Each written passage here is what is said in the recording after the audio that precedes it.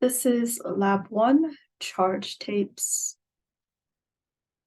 The purpose of this experiment was to determine the amount of excess or deficient electrons on clear tape and become familiar with the idea of charge, which is a property of matter.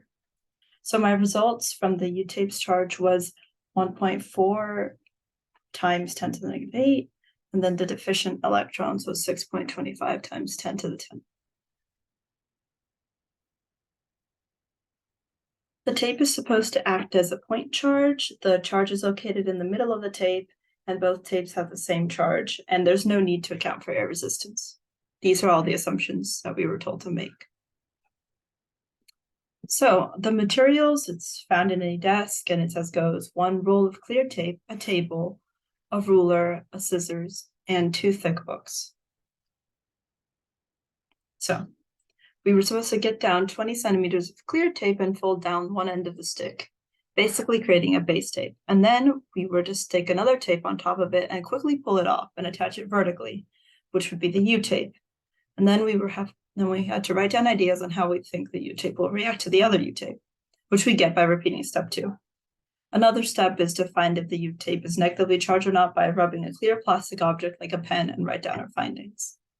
Then we find the excess charge. We try to float another U-tape on one and record the closeness of the tape or start to float further up. Since the tapes are positively charged, there will be an electron deficiency. And these written parts are as designated in 7.1, 7.3, and 8.2. So my expectations were here. I expected that the U-tapes will repel each other on the non-sticky parts since they're both charged. They'll probably not have any attractions to other objects like the book because it has no charges. The observation is 1 U-tape was attracted to the table. Okay, and then plus or minus Q to see what is the charge. So therefore, because of the provided pen had to be negative, the explanation said the pen was negative, it should only attract positive. So the U-tape's charge is positive.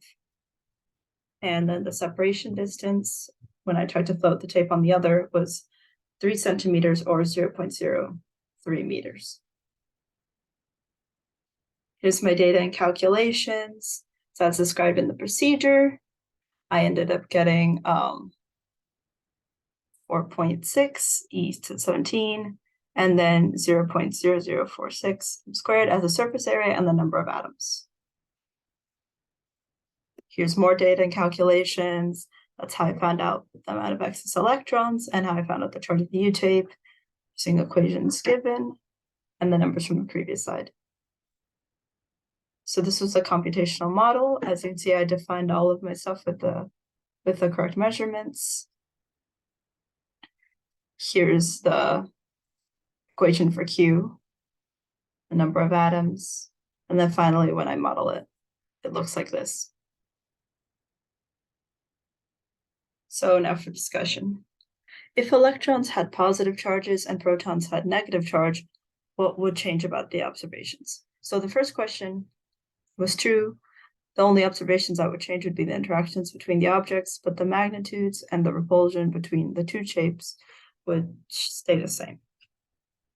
Now for the second question, what happens when the charged tapes come in contact with your hands or other objects? So that's important because the tapes tend to take electrons from their surroundings and go to a more neutral and attractionless state. From the previous trials, I noticed that if the tapes are not quickly taken off the base and put into use, instead are slowly handled, they stop having a reaction to like all things. In my earlier calculation sheet, I accidentally wrote excess, but I meant deficient, but I accounted for it here and in the explanations and the code. Any other discrepancies could be rounding errors or various speeds at which I pulled the tape from the base. And thank you.